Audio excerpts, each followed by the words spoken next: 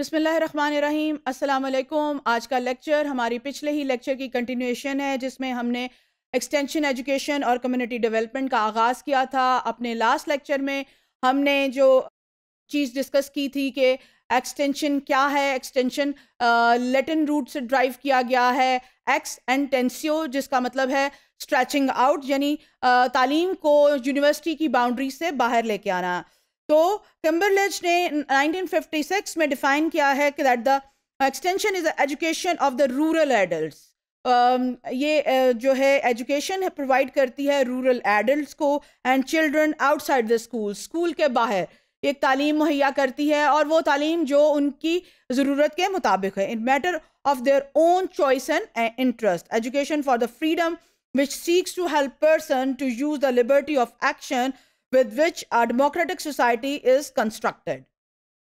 Extension work is an out-of-school system of education in which adults and young people learn by doing. तो practical काम करके वो काम सीखते हैं जिसकी मदद से वो अपनी ज़िंदगियों को बेहतर बना सकते हैं। ये एक आउट ऑफ स्कूल एजुकेशन है जिसको स्कूल से, यूनिवर्सिटियों से बाहर दी जाती है। It may be observed from these definitions that education is an integral part of extension, and the type of education imparted to the out-of-school children and adults is non-formal in nature. Actually, ये non-formal education है. However, these definitions do not cover the entire scope of extension education, which is how attended the stature of a distinct discipline with its own research methodologies, teaching and field of activities. Extension education is a key toward community empowerment. इस चीज़ को याद रखें, ख्याल रखें कि extension education जो है वो की है community को empower करने के लिए. Number one, extension education is a system that provide knowledge and skill to rural people, especially farmers, informally with the aims of influencing their decision toward their life, which will increase their general living standard. एक farmer जब नई technologies को, नई education को अपनी काम में लेकर आएगा तो उसकी स्टैंडर्ड ऑफ लिविंग बेहतर, उसकी क्रॉप बेहतर होगी, उसकी प्रोडक्ट बेहतर होगी, उसको अच्छे पैसे मिलेंगे और उसकी स्टैंडर्ड ऑफ लिविंग जो है वो बेहतर होगा. Extension education adopts the formal way of empowering the rural farmers to enable them identify their problems and solve the problem in their own way, using their local resources with the slide scientific modification. ये वही बात हम जो पहले भी करते हुए आ रहे हैं कि जो जिस सिचुएशन के अंदर होता है उसको उस प्रॉब्लम के बारे में ज़्यादा पता होता है. You just need to be guide them, उनको सिर्फ गाइड करने की ज़रूरत होती है. तो फार्मर को उनकी अपनी सिचुएशन के अंदर ऐसी टेक्निक सिखाना जिसको इस्तेमाल करते हुए वो अपने प्रॉब्लम्स को ना सिर्फ सॉल्व कर सकें बल्कि जो है वो अपनी ज़िंदगियों को, अपनी क्वालिटी ऑफ लाइफ को बेहतर कर सकें.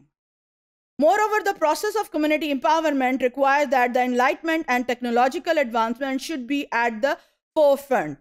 As such, extension work is required in all socioeconomic components for the sustainability and holistic development. Community empowerment is a condition which enables more people in the community play active role in the decision that affect them. So, जब हम community को empower कर देते हैं with the help of extension education, तो वो अपने मसाइल को बेहतर तरीके से देख सकते हैं, उनके बारे में बेहतर डिसाइड कर सकते हैं और अपनी ज़िंदगियों को बेहतर बना सकते हैं. Ability of community members identify and solve their problems by themselves using available local resources without external influence, directly or indirectly, in terms of community empowerment.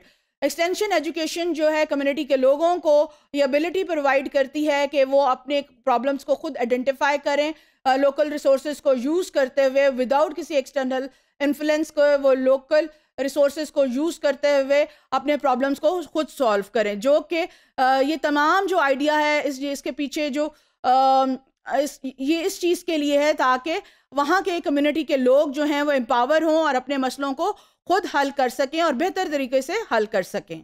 Thank you very much.